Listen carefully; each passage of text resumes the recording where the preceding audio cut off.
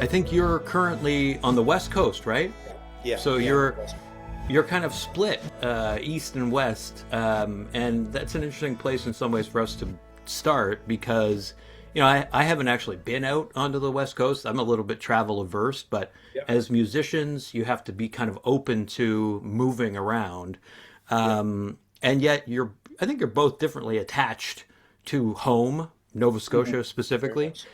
Yeah. Famously in your case, Joel, I think there's this like storied attachment to the place that you've helped in some places to create. And I wanted to kind of talk about that because, I recently went home. This is home for me, but I went to my family's home in Port Dover, Ontario, which is this kind of odd little lakeside tourist town, because my dad passed away. And what I found really remarkable being back home there, which is a place I hated growing up in, to be honest, Yeah. was that I was able to really see and experience it through my dad's eyes, and that was kind of powerful for me. And you've both written whole albums that feel like reflections on home. The new one from Alexander is called The Prince of Birchy Head, so it's very Yeah. much about place. Yeah. And then you've also got Park Avenue Sobriety Test, one of my favorite of Joel's albums, and famous songs like I Love This Town, which Joel you played on this great like CBC video where you go and you find Ashtray Rock.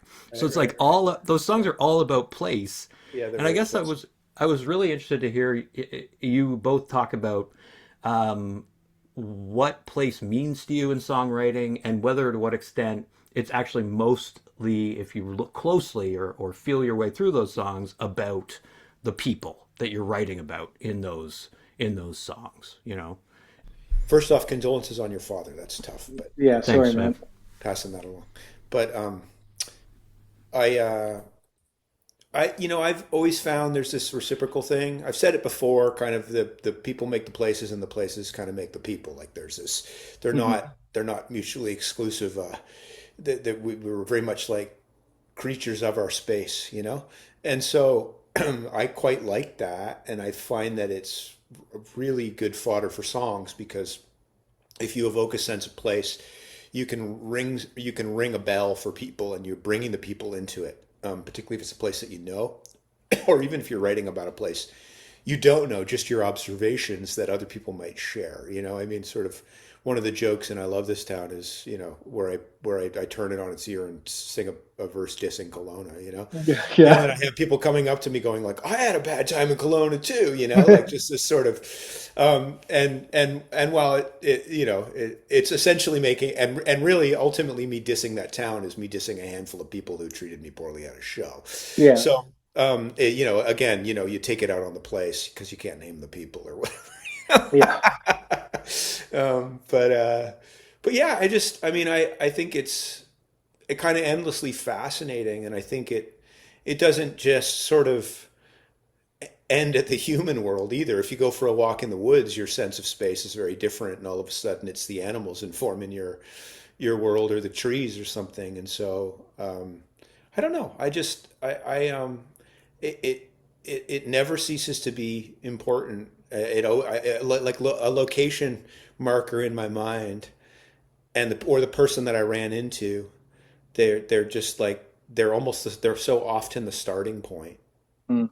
of a song, or it's certainly the point where you pin something on a map in your brain, and all of a sudden you found a way to articulate it, and the story goes out from there. Yeah. Yeah. I think that's beautiful. I was just at Amherst Point at the migratory bird sanctuary there. So what you said about the non-human relationship to place was really powerful. But sorry, Alex, what Yeah, did you want to Alex. add? Yeah. I guess I would be the guy whose band you saw who moved away in the "I Love This Town" song, but then I came back. I mean, there's like a million lines and songs about how you don't know your hometown until you've been away too long. There's a Tom Waits song I guess I'm singing of, but I definitely came back and had that perspective on my first record, and I feel like that allowed me. at that time to start, because I don't know, it was like looking back on my 20s kind of an album, but then not being in Toronto anymore, I think let me start to write about it more truthfully. And when I was there, I was sort of like, I'm not going to write a song about how like Toronto's awesome while I'm living here, because it just felt kind of false. But something about being back is like I had this revelation that I feel like people are scared of. I've talked about this with other people in town before.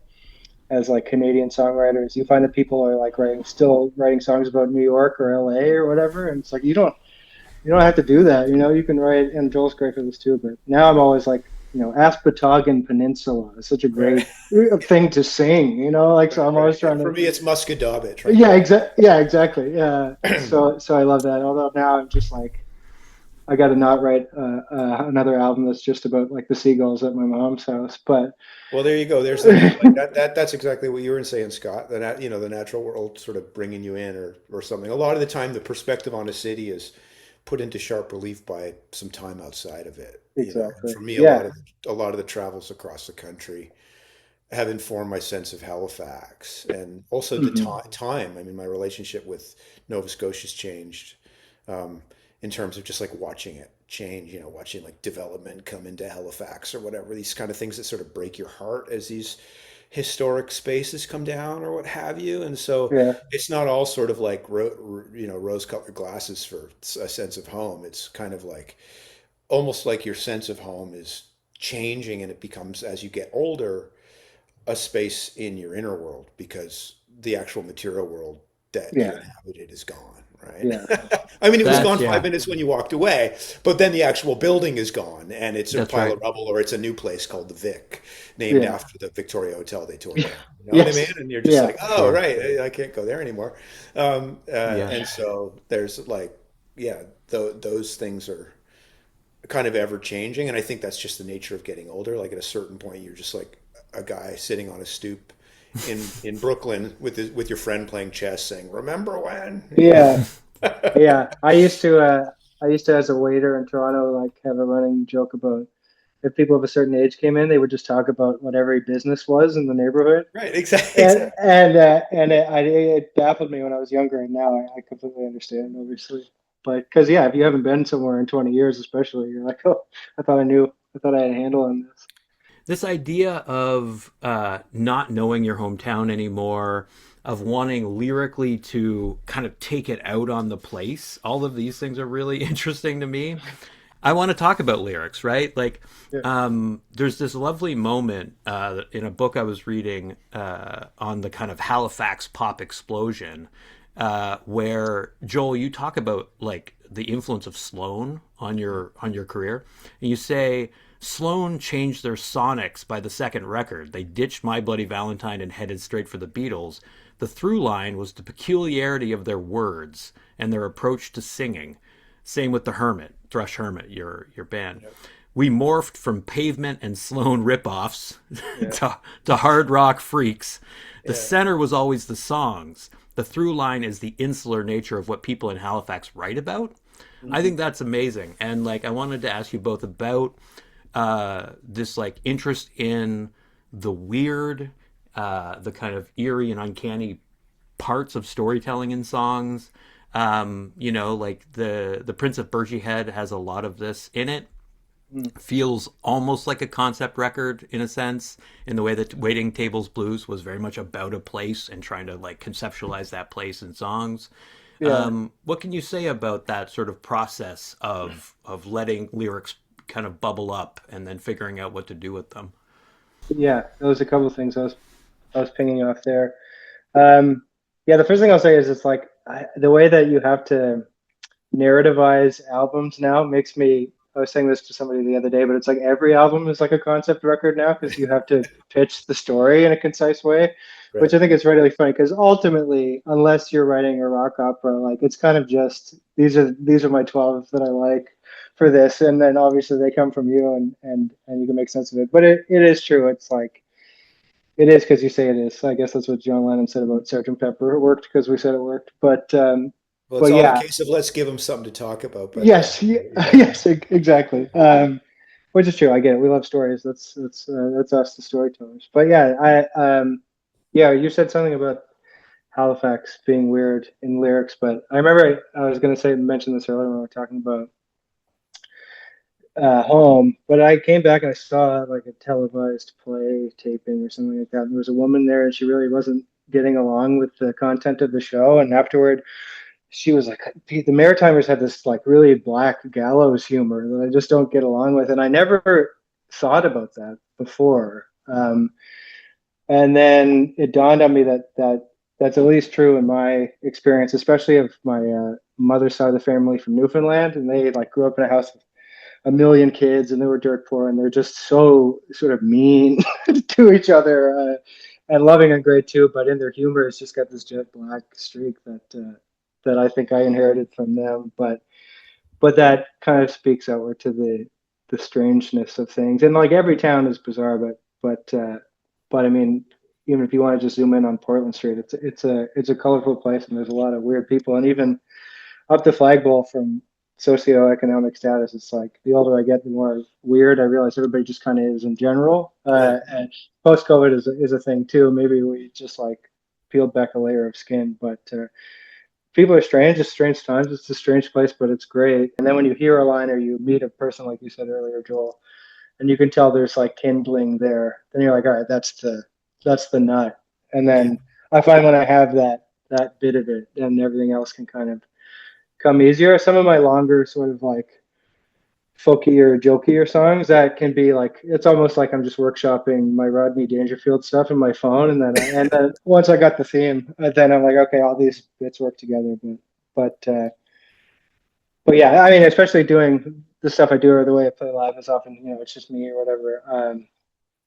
Timing is really important, I think, in phrasing and delivery. It's something that I think you can spot in somebody who's not thinking about it. And it's like there's a bit in that long Dylan documentary when David Aronk is like his timing was so good, Yeah. and I love that, which is very useful to somebody who's playing just like a lot of lyrics kind of a songs. But then yeah, I've always just sort of thought that what makes a song interesting, or I don't know, postmodern, the way that I like is like it's like a normal song, but you just kind of tilt it on its head just 15% or whatever. And because, every song's sort of been written already. So Yeah. it's like, are you doing an imitation, or are That's you right. putting it that many degrees in towards your personality? And I mean, you can hang a song on just, it's escaping me now what you like a colloquialism or whatever. And I feel like Joel's great at that too. There's just things people say all the time. They don't even All the know time. why they're saying it. And then like old country songs are great for that too. You can really make it a hook or whatever. But I love those as well. Well, and juxtaposition is sort of what you're getting at is a kind of Yeah, version of juxtaposition that I've always loved. I've loved that musically in a arrangement or even a genreified capacity where you're kind of pushing maybe genre cliches against each other, yeah, and then you can do it in a lyrical capacity too. yeah, One of the great strengths of like Al Tuck, for example, who I've learned a lot from yeah, listening to over the years and was a big influence on me, was just how he could turn a cliche yeah, upside down in a phrase, or he'd take like use your imagination, picture the two of now if you can't picture us together, that's really so sad. Take an image of you and an image of me. Now, was that really so bad? Just like such a great exposition of using your imagination. yeah, Just a way in which you can take a phrase that has been wrung out and ring it back in. yeah, Vic Chestnut was a huge influence on me for that yeah, as well, just as far as somebody who wrote kind of incredibly poignant, uh, often quite sad, but often quite hilarious lyrics. yeah, No chocolat in the duty free shop. 2 drops of scotch going to end up on this crotch tonight. All the day long, sitting on the throne, some native tongue on the TV. It's blaring like an old PV. The specificity of naming a PV amp to me in a yeah, song, and like in the opening verse of the first song on your album, Bernadette and yeah, Sons, is so unbelievably brilliant and specific. yeah, And then to speak to the Halifax piece of that, Scott, to kind of take it back to where you started, like Sloan wrote about where they were from and the people that they knew, sometimes to the point where like it was so autobiographical. It was like, could be almost too cutting or too close, like Yeah. there's that danger of when you're mining your own scene and community for material, Yeah. It's you know, I then not everybody loves that. And I've been guilty of it. Everyone that I know in Halifax has been to some degree sort of like, um, kind of had that. I mean, that's sort of the nature of Joni Mitchell. yeah. All sorts of songwriters have tapped into who they're hanging out with to kind of find songs. Free Yeah. Man in Paris is about David Geffen, like Yeah. getting the hell out of town or whatever, So it's not like it's not a tradition that's not existed elsewhere, but in Halifax, I think that was definitely something that I saw Sloan doing, and I realized like you didn't need to write very far. You didn't need to go very far away to find your. You didn't sort of have to imagine it in some other place. And I always loved Springsteen for that. He always evoked Yeah. a sense of place in the small town, Absolutely, Yeah. yeah. Yeah. specificity and Jersey and all of the characters that he would have Oh, witnessed there. the grit. Yeah. All of those things are just so rich. And so yeah, it really does just become like where, how you tune into it and how you can push one sort of scene up against another, like a Mm. book would be, but you're doing it in a very different way. Because the other thing is when Alex talks about timing, it's like timing is also important in the musicality of the phrase, like how the Hmm. song, how the actual name fall or the place or the line falls across the phrase. Like you can Hmm. do so much by singing it. And if you sing it wrong, it does nothing. Yeah. It can be the most brilliant lyric, but if the meter doesn't connect, it's not really gonna feel like a song that you need to hear Yeah. again. So it has a Yeah. lot to do with how you dance the language across the line. And that's where Dylan's timing, for example, is so Yeah. good. That's where his meter is so exceptional. And it's so and great writing tends to be when you recognize the writer's meter as a unique thing. It's often what Yeah. makes things kind of hits in my Yeah. mind. It's not just the words and melody, which everybody talks about as the brass tacks of a song, but I think the Yeah. meter is equally as important. It's the third element that Yeah. actually is the thing that goes, I've never heard that before. Yeah. Or even if you have, because it's referencing something else, it's done in some way that turns it on its ear. Absolutely. Chuck Berry had mind-blowing meter. Yeah.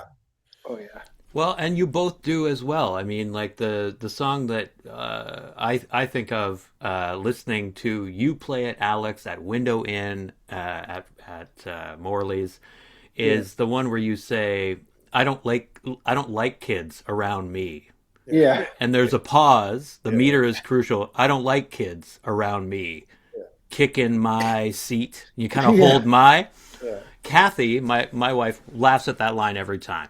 The Yeah. way that you drop in, I don't like kids around me, it only works metrically. It doesn't Yeah. work in terms of the the Yeah. verse, chorus, verse structure of it per se. Yeah. It's a feel thing. It's a great Yeah. example of how space is part of it, right? Like it's where you Yeah. actually put the space. Like so Mm. much of what makes music musical is what you've left out, not what you Yeah. put. Of It can be course. absolutely heartbreaking. And it does seem like a feel thing. And I wonder if we want to maybe reflect a little bit about the role of intuition, right? Which is the focus of your newest single, Joel, fill in the blanks, in some ways is like intuition. And Yep. it's a song where lyrically it's playful. It's like trying to really let other folks fill in the blanks. It's doing something playful with what we're talking about here, where you create space. It's like a real rock banger too. So like generically, so to speak, it's doing something at the level of like the language of music that is about just like having an anthemic chorus. But yeah, you're singing about putting yourself in this like vulnerable spot of letting others choose their own adventure, which I guess might be a bit of an Al Tuck thing. Where did the lyrical resistance to what you call a world that's so explicit Yeah. kind of come from, and how did that song respond to or react against this? I don't know, like maybe devaluing of intuition or low definition. These are the terms you're using in the song. Sure. Well, I mean, the song was written. There's an acoustic demo of it that just came out as the B-side to the rock version. The produced emergency version of where I started with it. I wrote it for an assignment for a class I was taking on Marshall McLuhan's Understanding Media from 1964. I was taking it from Andrew McLuhan, Marshall's grandson. I think he's doing the course again in September, maybe. So if anybody wants to take it, it was pretty great. Andrew reads the chapters and he gives you a lot of back story and information on McLuhan and what McLuhan's getting at, because he's not an easy read, right? McLuhan is really, really referential. James Joyce, all these, T.S. Eliot. It's full of all this kind of literary references, but he's also extremely playful with language in a way where his phrases, like you can almost turn the sentences backwards sometimes and have them read a different way. It's really interesting. But that aside. Chapter 2, well, just continuing on that, chapter 2 was about media hot and cold. And I had submitted this for that chapter's assignment, which was essentially the idea that different media, you engage them different ways. So a hot medium would be something that would feel like overwhelming.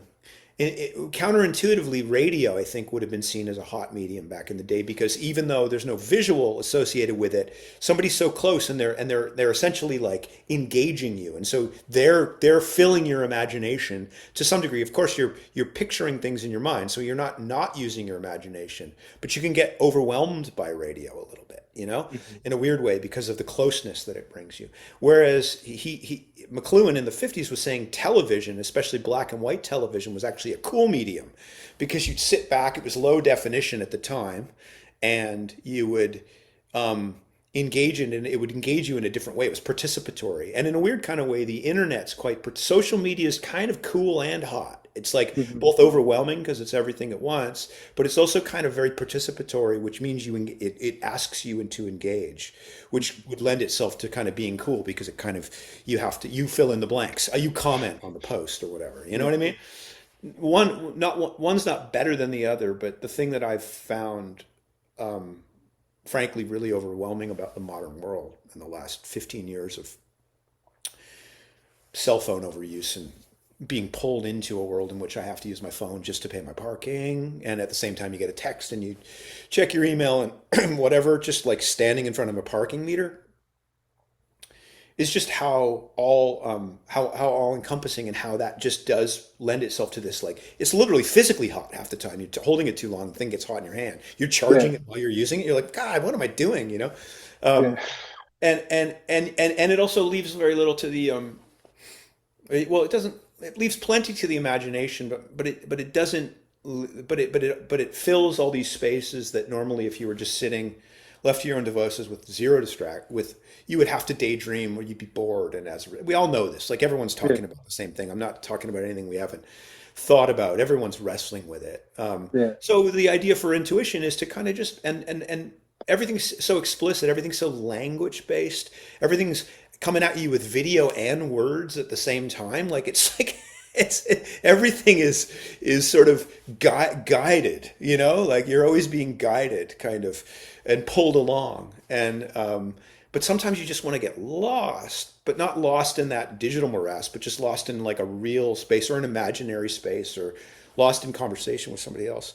And in the context of, at the risk of over explaining a song about filling in the blanks and using your imagination, just in the dance between two people, trying to, recognizing that your interpretation of any given thing, or what you think somebody's going to say, is not always what they said, or even if what they did say, you took it in differently. There's this whole level of nuance in the dance of relationship, whether that's romantic or just friendship or whatever, that in trying to lock all that down so that it is more explicit or more safe, so we kind of know where we stand all the time.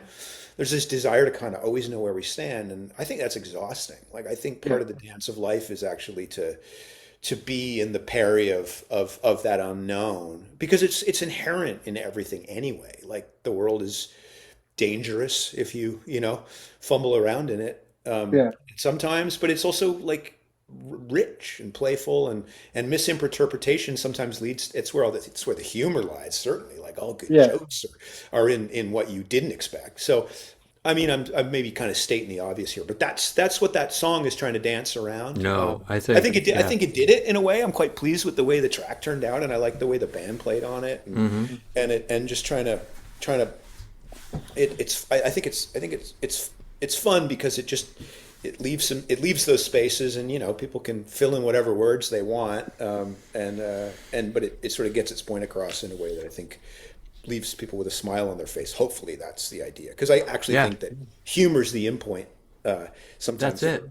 it really is. It is for me anyway. It's really important for And me. it's a beautiful segue into like I'd like to hear Alex talk about this because last time we recorded a conversation for the release of his last album, Rubber Monster Suit. He talked about. I asked him to talk about his sense of humor, which is like within social media. There's this pressure to build a following as part of the kind of project of being a musician now. And Alex does this thing where a lot of it is just like improvisational stream of consciousness kind of joke telling and slash storytelling. And I remember Alex, you saying that your goal a lot of the time in these videos or these posts is to see if you can land the plane, like set up a premise and then figure out if you can kind of there's something deeply improvisational about it. Yeah. And you both have different, I think, kind of relationships to that thing that is more about doing than about saying. You know what I mean? That improvisation is about kind of feeling your way through, right? Hmm. Yeah, I don't know when, but at a certain point, and God knows this would change if I was doing 200 shows a year, but I just sort of decided like I'm going to tell a different kind of joke or anecdote about the song before the song so that I don't bore myself. And like Paul McCartney's doing an album press thing right now, and it's like you can see more canny interviewers trying to undercut his three anecdotes that he tells about every song that we've all heard for 50 years. Um, not not that anyone's heard my stories anyway, but I just decided like I'm just gonna rush into whatever setup comes into my head to tell my little joke because when you're doing a more folky kind of show, people do like if you sort of explain the song or give some lead in, but something you do see is people who are like, yeah, I wrote the song and I was walking around Memphis and I was thinking of it, and then they start singing and then I was walking in Memphis or whatever. Exactly, like But just that's like, explicitly telling you what you're about to hear. yeah, I've and done then that, and then you're like, yeah, "What am I doing?" You know what I yeah, mean? You yeah. just kind of double back and It's forth. it's it's always really funny when it's the first line, but yeah. So that reason I like it, but and it keeps me like animated and stuff like that. But yeah, the social media thing, like it really it comes from panic because you open the phone, you're like, I know I got to say something to plug my thing that I'm doing, and then I'm really, ultimately you're just trying to amuse yourself and the three or four people that at least think that you're a little bit funny. But every time I do it, I'm like, I really overstepped or I just make no sense to anybody. So it's nice when people do find it amusing. But I think you do a pretty good job of yeah, it. Like it's such a weird thing to hold a screen in front of you, kind of see yourself and try to talk to it. And yes, it's exactly. obviously everybody's doing it, but it's only become like at Yeah. what point did that become like a natural move, you know? Well, it's yeah. I don't know. It's the hand that leads the dog or whatever the expression is, but it does seem like the algorithms got so bad or they pivoted to video so hard that it's like you really you must do it. Well, I But mean, it's about like branding on some level, right? yeah, And that should be an afterthought. That should not be like the forethought. Like, and I think you make a joke, for example, on your Bandcamp page in your bio where you describe yourself as being in the tradition of a singer with a guitar. And then there's like and I can almost feel the kind of torture that you must have felt when trying to like write your own bio. Presumably, yeah, like you had to put, yeah, you describe yourself as having songs that are simple and direct and having one foot planted firmly in the ground, which is funny. Like there's something tongue in cheek about that. yeah, Um, it's hard to be like earnest. It's hard to yeah, actually be earnest. yeah. I think the dance for me is like a lot of my stuff is pretty earnest, and I've always been maybe an overly earnest writer, and I've injected the humor recently, which has made me more successful at writing because it's not so serious. But like I think the stuff presents is pretty serious sometimes. I have sort of a serious resting expression on my face, which I think makes people have certain snap judgments about what I'm like. And so, but the other thing, yeah, so it's like I'm trying to really get in front of that, and the the mode to operate it in these days for stars and everybody else is to be sort of relatable. That's what they want everybody to be. So there isn't like a real screen between people who otherwise used to sort of have a character that they played or whatever, and that was part of the mystery. And I was going to say, like, the frustrating thing is that, like, you watch someone play a song and they're good, and then, like, it's cool and awesome, and like that is a really natural thing between a performer and an audience. And so to have to then do it sort of again into your phone when it's like, really, when you get there and you're like, this is what I do, I'm the song and dance man, and I know how to do the song and dance, but they add that other element onto it, Well, it's like which is, everybody gets reduced to the size of, like, the iPhone, your yeah, general, iPhone Max, I guess. Like, there's your yeah, max right there. Like that Mark Wahlberg is at that max as well. Like, you can walk in a room and he's still that size, right? Because he's on yeah, the phone yeah, talking kind of like, talking about his movie or yeah, whatever. You know what I mean? Like, because yeah, he has to, absolutely, because yeah, everybody has to do it there. Like, again, the medium is the message, if you want to bring yeah, it back to McLuhan, like, yeah, it's insane, how reductive, yeah, what an ultimate reducer it is. On some level, it's like, wow, it's cool. It sort of dismantles hierarchy or, yeah, or places it somewhere else, yeah, but it kind of has it has this flattening effect. of course, It's not it's it's hard. not Yeah, really it's not an equalizing effect. It's a flattening effect. No, and It it's that's doesn't hard make to, true. things equal. It makes them all 2D and and it's makes hard them to, all the yeah, same size. yeah, And it's, sorry, go ahead. yeah. Anyway, that's my now I'm just ranting, like, No, it's not, and I'm doing it on Zoom. yeah. But it's fair though. It's like there's a certain amount of mystery that's just not acceptable anymore. Mm. Like when, you think about Dylan lying about being a hobo or whatever when he showed up on the scene. It's like nobody can invent a backstory anymore because we can all see this. I'm a teenager on YouTube singing whatever cover songs, and I can't remember the password to that account, so I had to change my last name so people wouldn't Google those songs, like. And I'm sure I could figure it out if I wanted to, but that's there forever, which is it's better than other things that can be there forever. But yeah, it's like it's funny, and it's I don't know. I think Leonard Cohen was talking about. I think it was him was talking about the storytelling of the resurrection of Christ being like the text for everything because you like are Mm. dismantled and then reborn and what a good narrative arc that is. And as somebody who like pitched my first album about how I got sober and now I'm doing Mm. better. It's like that was a very useful, like I was saying before, narrative to sell an album on. But it's like you do see that is what you see sort of now is like an Mm. artist. It's like, well, was the struggle that I had. Now I've made my art. I've come to the other side of it. I've been resurrected in this other thing, which is it's fine, but you only get so many of those. Well, again, it's the nature of everything sort of being explicit. Like, you write a Yeah, press release or you have someone make a Hmm. press release, you write it yourself or someone else writes it, goes yeah, out in the world, and by and large, um, and this is no slight to the handful of journalists that are out there, because, of, like, anyone covering anything is welcome. yes, of But a course. lot of people are reading the press release and then basing their questions on that. So Yeah, you're sort of you're presenting what you're going to be yeah, talking about, and yeah, now you're talking about it and you're saying this is what the album's about, like, this is the grand story or whatever, and then yeah, you have to tweak the Totally. grand story a little bit for your next one. yeah, And again, like you said, you have to have a concept or something. And I mean, yeah, I love riffing on concept. yeah, So I don't mind. I tend to string albums together with those themes, yeah, thematic things, but they're always deeper than what gets put out into yeah, Right. the button version of yeah, it, which is what you end up answering the questions to. And I fall into rote answers sometimes because they're the they just yeah. become It's part of easy. part of the Yeah. they're easy and they're true. Yes. But they Yeah. Hmm. start to feel like they don't feel deep, but they cease to like penetrate any deeper in terms of like meaning. Yeah. Hmm. If you lean into them all the time with it. Yeah. And Yeah. yeah, having done it as long as you have too, it's like I'm in the position where if somebody asked me to think, I'm like, well, I better like give the best answer of all time to every question that's asked of me, because Yeah, God and then knows. the response, the other version is like in a completely obtuse thing where you're wearing shades and you just ignore whatever Yeah, the question was, you yeah, know. But you still had a press release that sort of said, "Ask me yeah, about this." You know exactly. what I mean? Yeah, yeah, like Yeah, yeah, yeah. yeah, God will, or like, can you imagine you made something that was very terse and like difficult to parse, and we're like, whatever, if you figure it out, like it would be hard work. No, Um, yeah, I think you're deplatformed on some occasions if you're too cryptic, or if certainly yeah, if you're boring. It's like, yeah, sorry, it's over for you. yeah, And you know, we've joked about like what a Leonard Cohen of the social media age would sort of look like.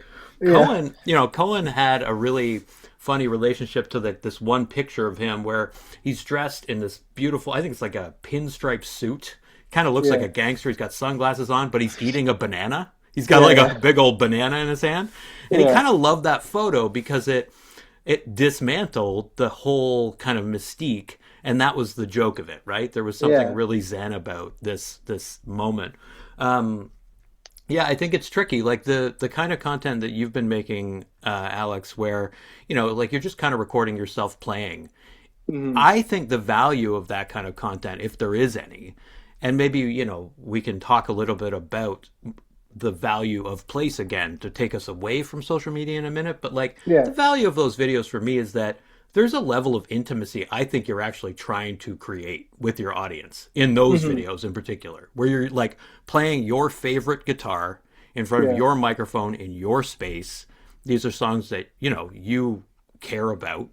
Like Yeah. it does feel like it collapses a little bit of distance for people that maybe can't go see your show. So like that to me is potentially valuable. No, I agree. And you would sometimes wish that it was just that, because that's nice. It's nice when you post a video of you writing or or Mm, playing and people like that. Like when I remember a couple of years ago when I was like writing a lot and posting them, and I was like, I don't know if anybody is watching 4 minutes on Instagram, because I can't, And then once in a mm. while somebody would be like, well, I am, and I live over here in this town, I'm watching it, and you're like, okay, well, that's enough. I like Yeah, that. the trick is don't read the data. Don't look at the Yeah. stats. Just Yes, exactly. put it out there and hope that one Yeah. of three people will have watched it till the end, Yeah, exactly. Yeah. Because, Yeah. when you find out that people have jumped ship after 10 seconds, but hopefully they had a great 10 seconds. Yeah. But I Totally. don't know. I mean, the technology, I mean, the pandemic showed how remarkably connecting it could be at times when people felt that isolated from each other. And I still think that you can still see something in a virtual space and be like moved. I mean, Yeah, of that's, course. like in the same way you can read a book and be moved. Like, they Yeah. all engage you in different ways. Yeah. Um, I think it's important not to lose sight of that. The real kind of just the downer of the whole thing, the kind of frustration I think that everybody feels is you have to put that content, for lack of a better word, your Mhm. song, your Mm. artistic creation, your video that you spent the time to make. You have to put it on a platform Exactly. that somebody's going to that essentially they get it for free. They choose how they're going to deliver it algorithmically to your audience or not to your audience or not at all. So you don't even know, and essentially it just becomes like a thing that you're expected to do. You kind of need to do because all publicity is good publicity or whatever. But it is Yeah. frustrating that there's not a there's not a lot of platforms that feel like you can go into it in some sort of altruistic or like generally productive way that isn't just like pouring money into Zuckerberg's pocket or whatever. Yeah. Like it seems Yeah. insane that so much. I mean, this is one of the challenges I have, like just with the modern world, like with so much of the conversations, whether it's like within the context of activism or all the things that we want to do, we have to do them on these platforms that pour money into everybody's Hmm. into the guys' pockets. That we're actually so you're trying to dismantle capitalism on Instagram. It's pretty Yeah. Good Yeah. luck. Good luck with that. you're pouring a Yeah. lot of like my post went viral, whoosh, ka-ching, like Yeah. all the money coming out the back of the machine, like pouring Yeah. into a No, bank yeah. account somewhere else. That's I it. Yeah. mean, We don't it's such a own these spaces. We do it's not so own these spaces. yeah, Yeah. it's such a trap. It's such a trap, and we all have to engage it at some level. But it's really hard not to feel like it's an absolute train wreck, and Mm. sometimes like a point where you have to actively disengage, and it can be a real waste of time. But you have to use them because it is part of the thing. I suppose, you could have said the same thing about television or internet. It just wasn't so tight. It wasn't Yeah. so tight in terms of the ownership and all of it. There's just such a Mm-hmm. narrow bandwidth now. It's amazing Right. how everyone thinks the world, like this has somehow brought the whole world together, which, it has on some level. It's made us much more aware of certain things, but it's incredible how less diverse the opportunities seem to my mind. Maybe I'm wrong Yeah. about that, but it No, I feels was like I think you're I onto was something.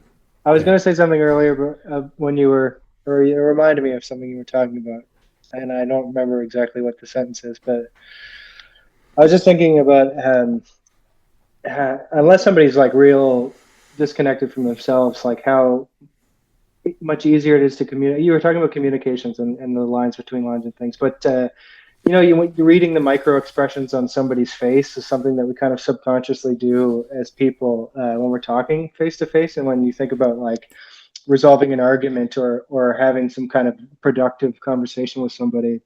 Obviously, you add it into large groups of millions or whatever. It's historically not so easy, but it's like it's a lot easier to understand where people are coming from because even the things that are unspoken are written on their face, and then it is something that I'm certainly guilty of. Like I get jacked up on being angry about stuff that I see on my phone, and then it's like you're walking down the street and you're like, is that guy like one of these fucking people I don't like or whatever, you know, or whatever, because you project onto people, and I think you talk to somebody and they're like, whatever, we both don't like how much it costs to get that sandwich or whatever. Like everybody well, cares and it's about the why same I shit. cling. It's why I cling to shows and to as much real world like movement as possible Yeah, because it's just where you're reminded that all of the assumptions that you have kind of get jettisoned if you actually move into actual relationship and conversation. It doesn't mean yeah, that, you can't come to some conclusions using the internet, but like I would hazard a guess that most of them will lead you wrong or just like have you walk into a situation with like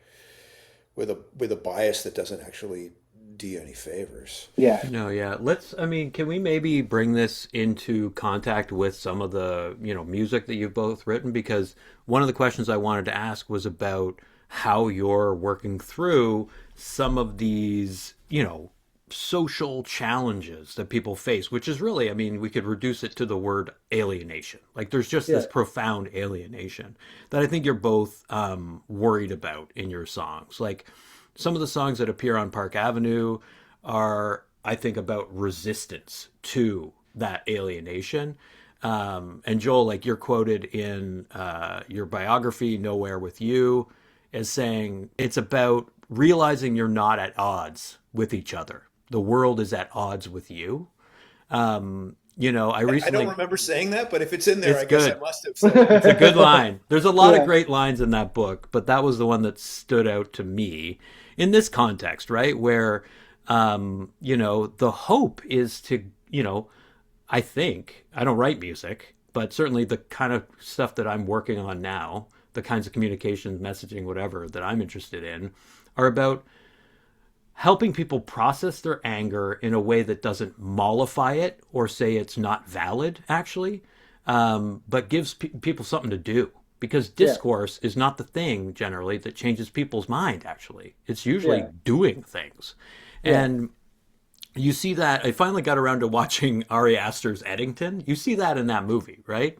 There's this community that is, in the context of COVID, forced to socially distance, and they are, finding a kind of connection on their phone, kinds of content and conspiracy theories on their phone that are almost invariably telling them that they don't really have the ability to like do things in the world. And for the most part, those folks in that film resort to violence. There's just a yeah, kind of, this spectacular reduction of everything to just a war of all against all. The scenes that I've seen emerging in like Dartmouth, for example, are they're not just sort of purely or simplistically hopeful things.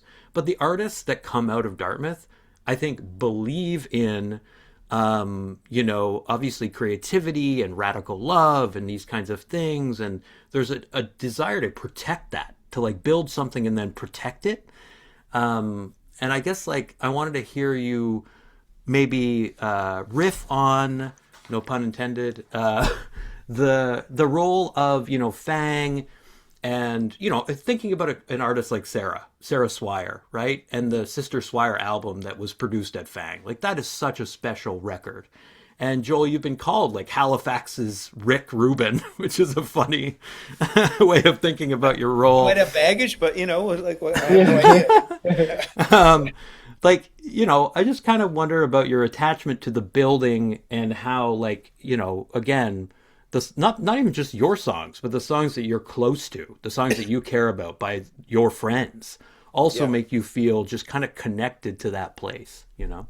I mean, I love the studio process. You know, I mean, it's exhausting, and I pick my production battles, for lack of a better word, more carefully because there's only so many hours in the day, and anytime I choose to work on somebody else's record, it kind of inhabits my mind for a long period of time. You know, Sarah's record's a great example of that. I loved working on that record, but you know, and so I think that the studio can be a wildly creative place, and it's fun to watch people dig in and maybe like this collaborative thing that happens when for me, when I'm working in a producer or player's capacity.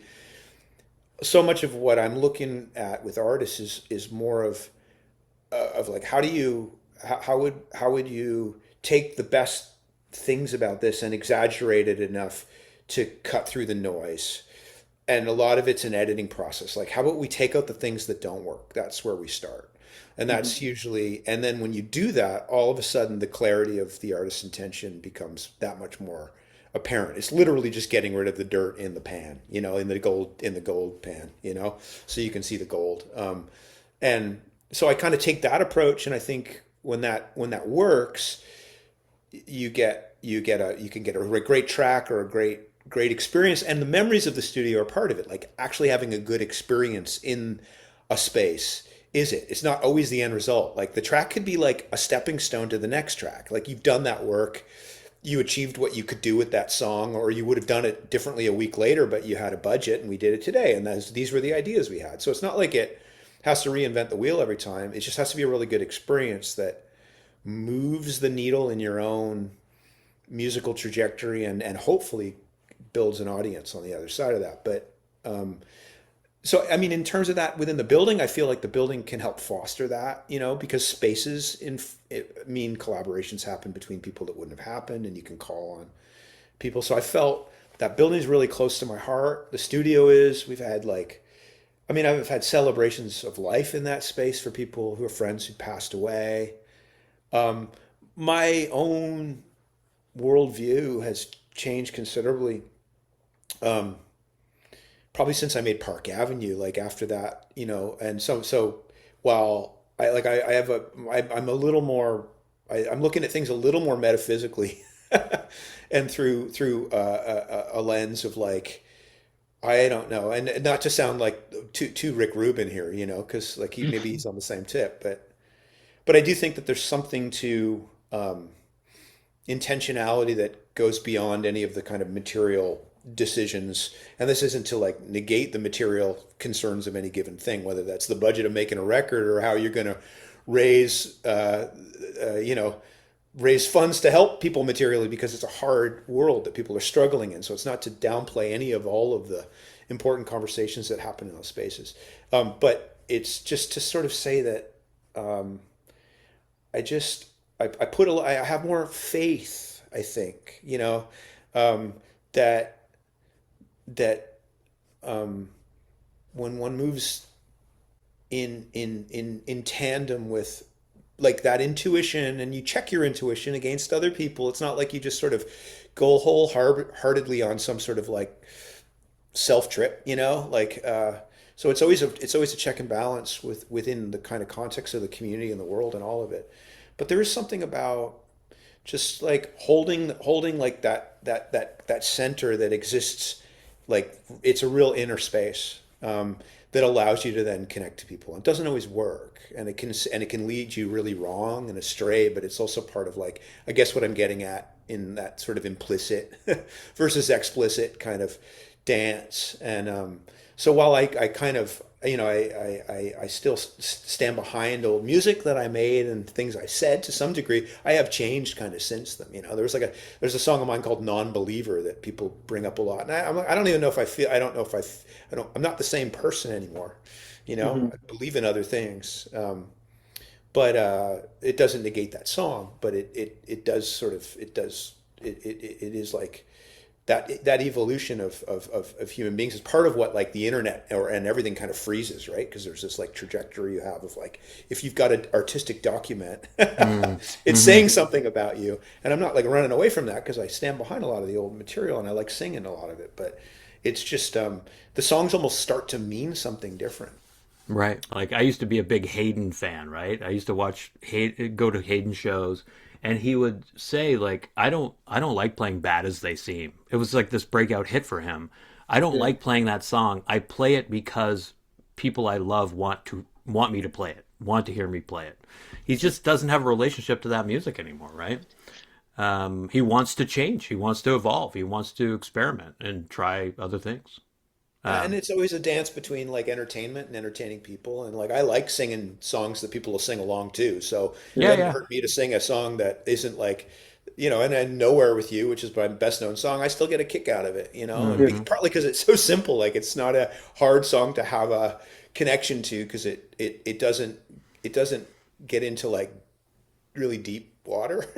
Right. Yeah. You Yeah. know what I mean?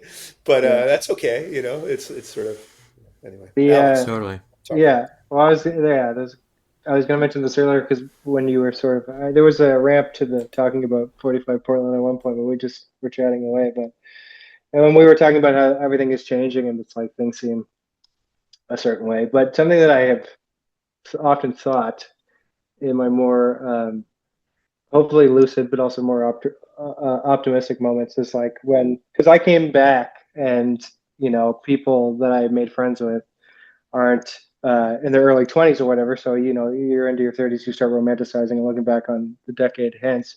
So I hear a sort of lot of, oh, it's not like that anymore. That's when this was going on or whatever.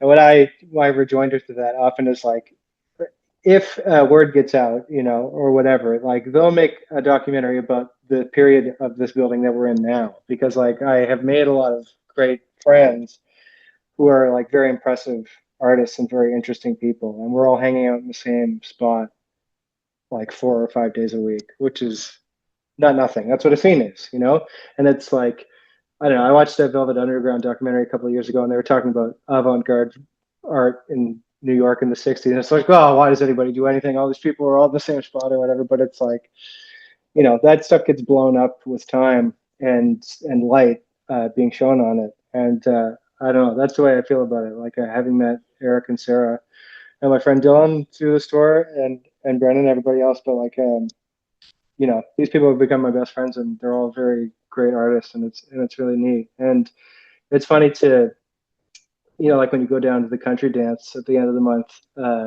at the Buffalo Club, I watch people who are young discover this novel concept of going out dancing to like meet a girl or to have a good time, and then I just kind of chuckle because it's like that's what our parents did. That's how they made you. But we strayed a little bit from the light because of the phones or whatever it is. But it's still there, and that's why you were saying, Scott, that it's like people they want to protect it. There's people, I we have think these so.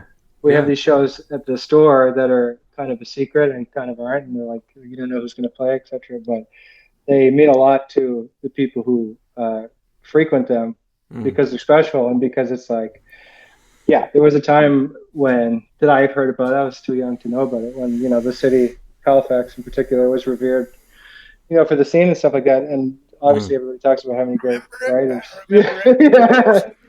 Yeah, exactly. I can quote the book. Listen to Yeah, this. In 1996, Thrush Hermit became the last Pop Explosion act to sign with the label. In many yeah, ways, the band was the scene's greatest symbol, beginning as teenagers dying to be a part of what was going on, and ending as adults putting an era to rest. Right, yeah, right. Well, how about that? yeah. Woo! That's Josh writing that. Yeah, Yeah. Yeah. yeah. Yeah, well, I But mean, it was a special time. It really yeah, was that early '90s scene because there was a lot of Sloan were still here. They'd started Murder Records. They were taking their friends along for the ride. Putting out everybody's records. We yeah, got in front of all these people. Like there was labels coming to town. There was something to talk about, and yeah, it's obviously been written about because it was quite unique in a Canadian context. yeah, Um, and it was a bit isolated. It was pre-internet, so it was the last of like you had to like somebody wrote an article in Harper's Bazaar in 1992. That my photos in Harper's Bazaar. This guy Brad Gooch came up to write an article on the scene on Sloan, and we were the youngest band in the scene at the time, really. Maybe yeah, Plumtree too, but we got it. They came and interviewed. Brad sat down, and when he went back to New York, he ran into a guy named Clyde Lieberman who worked for BMG. And he said, I was just in Halifax. There's this scene up there, man, and there's these kids up there. You should go. And Clyde Lieberman from BMG flew up from New York City to see Thrush Hermit play, and he signed us to like a development or publishing deal yeah, before we'd finished high school. yeah, I mean, it was just sort of extraordinarily, but he had to travel to do it. There was no internet. It was just like on the word of a journalist yeah, in New York City. So it kind of there was that sense of discovery and mystery, which mhm, is what we're trying to maybe get at a little with the window in and a yeah, 35 seat capacity. But just say one last thing about the building and maybe bring it back to my own, and not, I'm not maybe not everybody else feels this, but it's the thing that I feel strongly about is that spaces hold energy. mhm, Um, and the kind of connections that happen.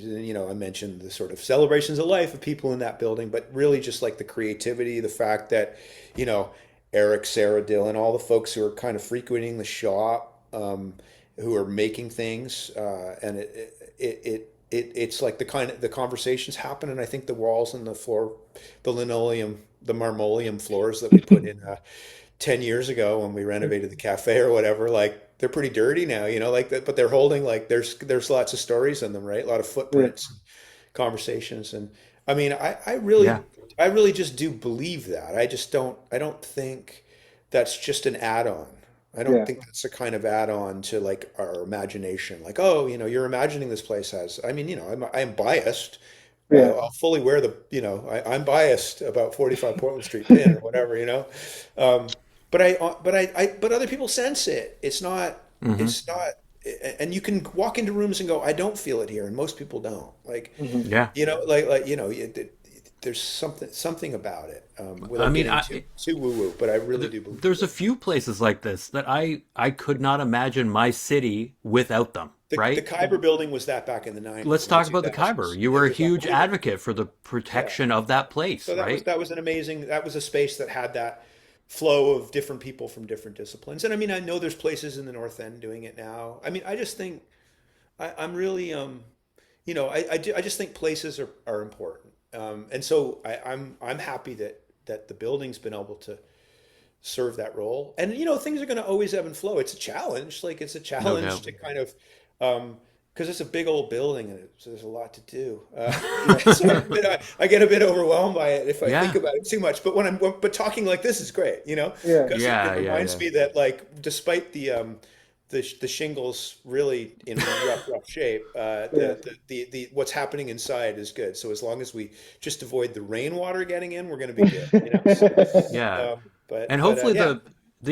the amount of love that people have for these places will help to protect them. I mean, the Sanctuary Arts Center is, I think, a really important music venue, at least for yeah. my, like I saw Mama's Broke there just recently, and it was an incredible show. I mean, It's like it, it's magical show. really it's really that as a space is really helping Dartmouth come into its own, I think. Yeah, Hmm. I Hmm. agree. Because it has that old. I mean, it's got that old feeling because it's a church. It sounds Yeah, incredible. And the Buffalo Club too, because it's an yeah, Sure. old Buffalo Club. yes, Like yeah, these are the sort of this is where that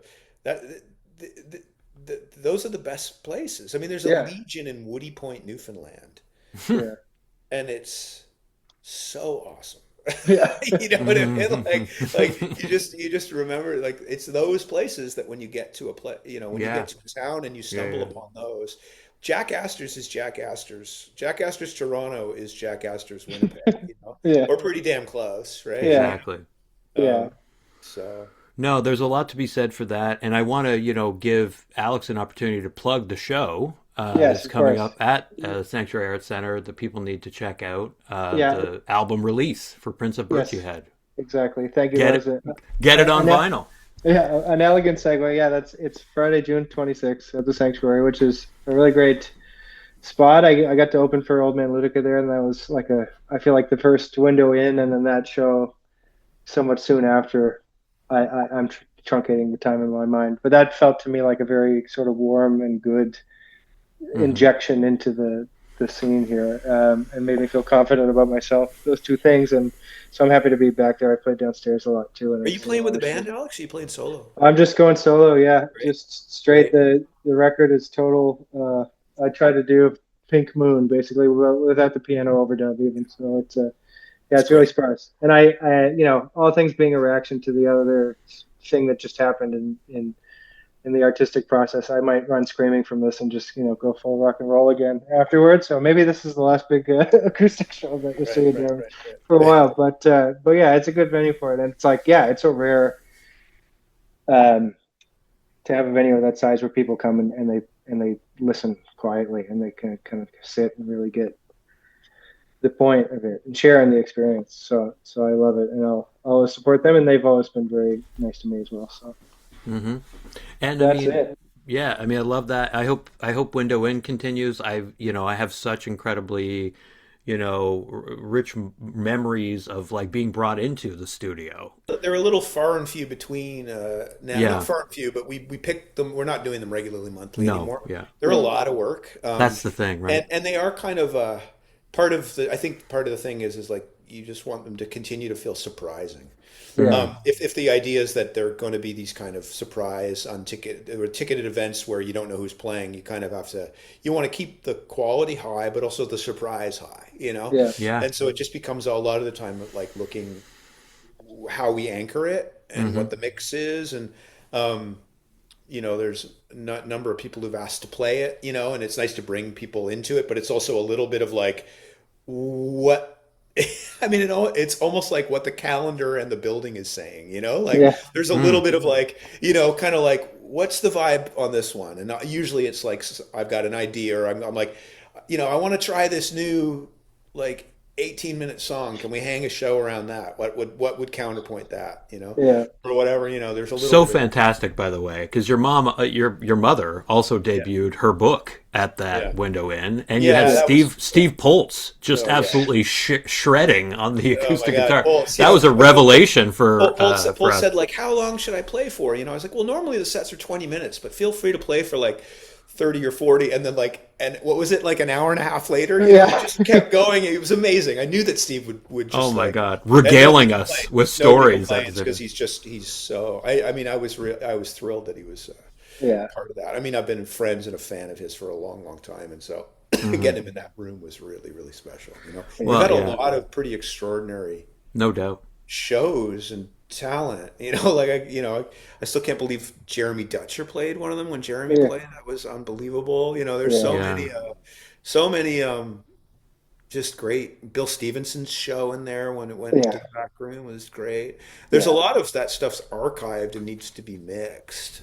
yeah, oh, I didn't We've know been that. documenting it all audio wise. Very little of it video. The emergency set that I've got on video that we'll release at some point in the next little yeah. while. Nice. Nobody's on their phone at them, I think, which is part of it. It actually feels very like um, ephemeral in a way and private. Hmm. Hmm. Yeah. In a really great way. And you could see that it's like it feels the room is like sort of pregnant with the space and the breath of everybody because it's you would be surprised at like people who are veterans and like very battle tested, and you kind of get up there and you're like, wow, this is like intimidating to Yeah. play Yeah. in Yeah. this space because it's like Yeah. I don't know. There's Yeah. something about it, but Well, it's being surrounded by all those like books, like all this yeah, literature. It's yeah, like yeah, but Hemingway's right beside me. Like, yeah, oh my God, exactly. Ooh, yeah, yeah, yeah. you know. Well, it's funny too. Like, shout out Friction Books, right? Like the curation of that collection itself is like kind of interesting, right? Like Yeah, it's very different from going into like your modern bookstore, which is largely there to sell you like duvets and and water bottles or whatever. You Yeah, know what I sort of. mean? It's everything else too. Yeah, Alex is doing a great job running with that. yeah. when we started it, Eric was involved, Yeah. we kind of set the kind of curation theme, I guess, that Alex has been running with and expanding upon. But Yeah. it was to basically like lean mostly into fiction, hence Yeah. friction, Hmm. Yeah. with a smattering of nonfiction because it's such a limited space. Yeah. Uh, and trying to bring in things that are evergreen's the wrong word, but that will kind of hold, like when you bring in a sort of like a politician's memoir, Yeah. by like the next, you like in maybe at chapters that would sell like 100 copies or something, but we just don't, Yeah. Yeah, Exactly. really go there because if we don't sell it, we have no space for it, Yeah. that's like it. You're not we don't want gonna. to Yeah. mail anything back to distributors, so we just kind of like bring in a copy or two of things that we think that look really There's good. something beautiful about that necessity piece of it, right? It's like Yeah. you don't have all the money in the world, so you just have to try and build something that will be self-sustaining. Like Yeah. honestly, I feel like that's everything. That's just like Yeah. that's everything to me. Yeah. It I kind of agree. is. It kind of is. It's sort of small space curation is really valuable, and I think becoming more valuable because it's getting harder to find because the kind of homogenization of spaces in terms of Mm, Hmm. the way they're set out and the corporate kind of colonization that's happening of Yeah. just totally. is really so the only way around it is to like stake some small piece of ground outside of it, which we have the good fortune of doing, I think, at 45 Portland, just because I managed to wedge my foot into getting my hands on that building back in Yeah. 2012. Right. And without a space, if we were subject to the ups and downs of you know Dartmouth HRM real estate and Yeah. shenanigans to the same degree, we probably wouldn't have been able to hold on, Yeah. but we've been able to make that happen there, and I think we're better off for it, At least Yeah. Totally. at least I like coffee, records, and books. So if Yeah. nothing else, it served a great hang for me. Yeah. Yeah, yeah, yeah. Well, I don't want to take you. You've both been incredibly generous with your time. I don't want to take too much more of it, but on that last point, I guess I want to ask a question about, this country, the point we're at. I can't imagine Mark Carney's Values or whatever the book is called being stocked at Friction because, you know, like this is a country that is at a crossroads, it feels like. Carney, Hmm. our current prime minister, has called us like a middle power. But the truth of it is, it's a very big country, but in some ways like a small market. Like artists struggle here, and they struggle mightily.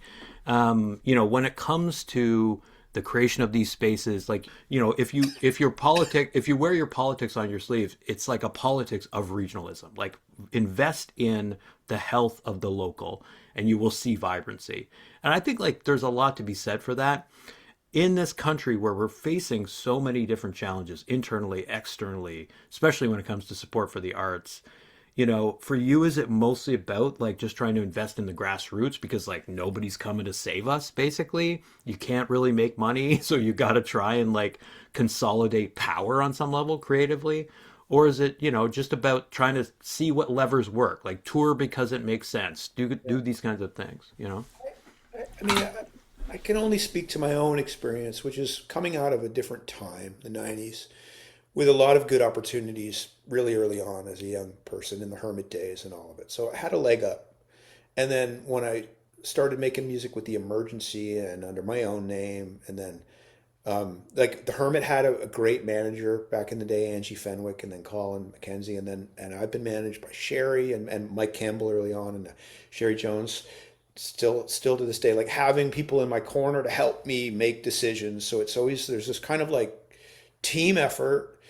I've sort of straddled this place where I've made music that's mainstream enough to sort of find an audience, but also maybe quirky enough to kind of like hem it in, into like a neighborhood or a province, and to some degree in Canada, But my Hmm. my my my career is in Canada. Hmm. My there's a regional identity associated with me. Wherever I go, Nova Scotians show up, Maritimers show up. I'm hugely grateful for that. Um, and as far as and I've been lucky. Like I've had lots of support there. There's been, access to funding and things like that have come up from the 90s through the 2000s to this day, all of which is tenuous, but has helped keep like the wheels on the road and me making music and like keep the studio alive. For example, like when we built Fang, when people get grants from Yeah. Music Nova Scotia or FACT or whatever, then that sort of trickles down to a studio level because an artist got something and they can come in. So there's this whole ecosystem that has to do with a degree of investment in the arts. And the argument a lot of the time against arts funding is that, like they don't see return on investment, or it's like small, it's a penny's business or something, but in a weird kind of way, like, what an artist will do with like a few $1,000, it goes in a bunch of different pockets, and makes Yeah. its way downstream to the coffee shop or whatever it is, because somebody got paid for doing graphic design for the record, and then they Yeah. went in and they bought something at a local business. So it's not like it's lost money anywhere. It's, if anything, it's like moving through the communities that it lands in. So I think it's important. But that said, it's like there is maybe no one will save a there is that kind of sort of I'm a lifer partly because I don't have an exit plan and because I've had both good fortune and all these and organization on my side. So I don't want to I can't chalk it all up to luck, nor can I. But it does. But it is chalked up to a degree of or I think part of it, not chalked up, but a part of it is there's a persistence there that I have as a person, which is like, I don't have an exit plan. And so I'm pretty bound and determined to figure it out, um, at some level, Yeah. regardless of whether there's Yeah, sure. support for it. But the support's huge, like it does a lot, Yeah. And so I think, it's just it's hard to make that case in these austere times. Yeah. Obviously, like people are suffering, like it's like everything's getting carved, and I don't know, everything's so it's hard not to feel like things have gone really sideways. Just with the since the pandemic and beyond, but it was all the seeds of it were before that. So much Yeah. of it's a consolidation. So much of it's just like a move into a kind of virtual the idea that like this, it can all work virtually. You know what I mean? Like Yeah. it'll all work out virtually. That's so patently absurd, But it does sort of seem to be what it is. It's like we can work from home. It's like we don't have to get together or whatever. It's Yeah. like, but now we're like going like, what is work? Yeah. Like the whole. I mean, there's this sort of strange unseating of like all the presuppositions of the modern Yeah. world. I mean, we're witnessing this sort of like interesting and intense unraveling at a lot of different levels. So I think everyone's just trying to find their way through it. I think the value of art. One of the things I love, one of my fixations has been Marshall McLuhan, and I'll leave it here because I'm rattling on. But is there's a quote that he has where he's talking about how artists are kind of like the dew line, like the where the distant early warning line. So which could catch missiles coming over Yeah. the horizon, right? So the artist, the capital A artist, so not just sort of the musician, but the sort of the sensitive, Yeah. you Yeah. know, the sensitive person picks up and changes in the environment that before everybody else does, and the environment is created by the technology, by the mediums that we're in. So we're in an environment. We're unaware of it. We're like fish swimming in water. We're not aware of water until we get pulled out of it. And so, but sometimes sensitive people can sort of pick up on changes. It's like, stick your finger in the air and the wind blows, and it's coming from that direction, and maybe they write about it or they make something. And it's sort of sometimes, a lot of the time, artists get viewed as prescient because they saw something, they were sensitive to some change in the environment that not everybody else was hip to yet. And that telegraphed something to society that then looked like, wow, they saw the future, and so, Yeah. or they saw it coming. And so if we were to pay attention to that and see what is it, then we might actually find a way, if we cherish that role of the arts, Yeah. then we might learn something. And I'm not trying to elevate what we do above anything else. I'm not speaking specifically about music, but more just like if we recognize that those like sensitivities and that desire to like wrestle with things is important, and it actually can help us maybe get to the heart of something before it's upon us. But I was thinking about this question. I was like, well, I can't anticipate, that Joel and I would approach it from different directions. But then I was just thinking about uh, like that everything is free. The Gillian Welch song, I feel like is one of the true like classic songs that's been produced in the last however many decades. Like one of those ones I'm like, I would agree with you. Yeah, I'm like that song's in the pantheon forever. And she put it better than I ever could, trying to grasp at straws here. But it's like, well, just do it is the answer. And obviously, I don't like the austerity, and the arts funding is great, and it's helped me in my way as well. But I was thinking about like caravans of actors in the Middle Ages when everybody thought they were devils, and like they're still moved to go from town to town and have people throw garbage at them just so they can like act.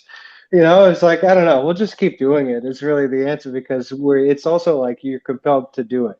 We could have a whole separate episode about Gillian Welch alone. Like the Yeah, kind of of course. we should do a Yeah. Gillian Welch episode. I'd love The trajectory of her career. Yeah, that song's extraordinary, Yeah. and her whole you sense that she's tapping into like a both a traditional space and some sort of like future looking Yeah. sensitivity, right? Like she's picking up on things, right? Yeah, It speaks to what exactly. we're talking about really, really beautifully. Yeah.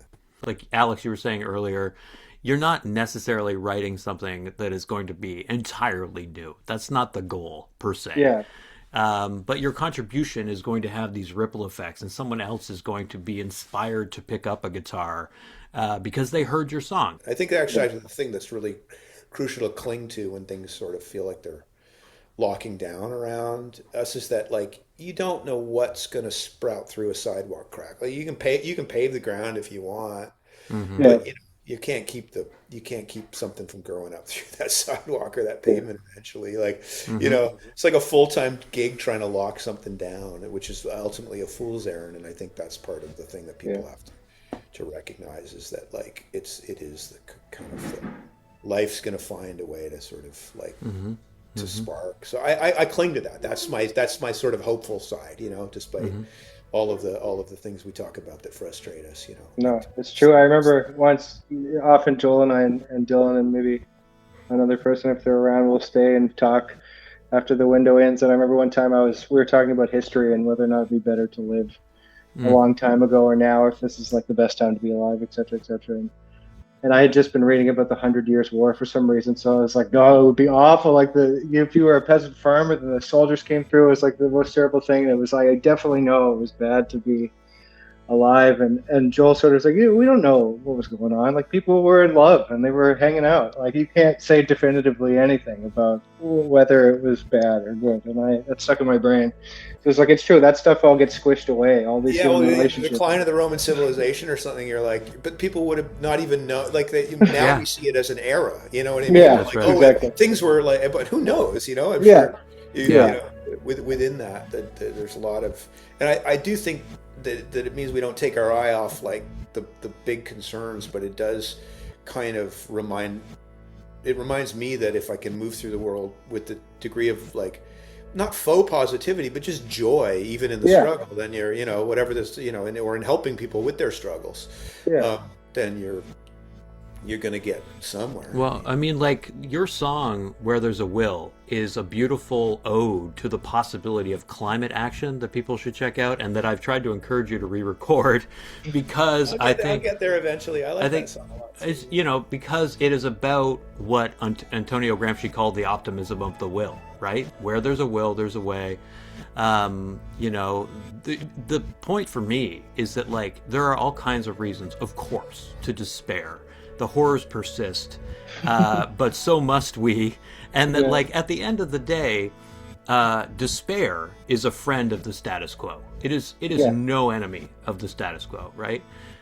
So I hope people will come out to your show, Alex. I think it'll be one of these, joyful moments. I hope, these spaces will persist because they are spaces where I feel joy, and I think a lot of other people who live in this town feel joy. And, credit to both of you for carrying the ways that you do. And for talking to me. Thanks so much. Thanks for the time, Scott. It's been a joy.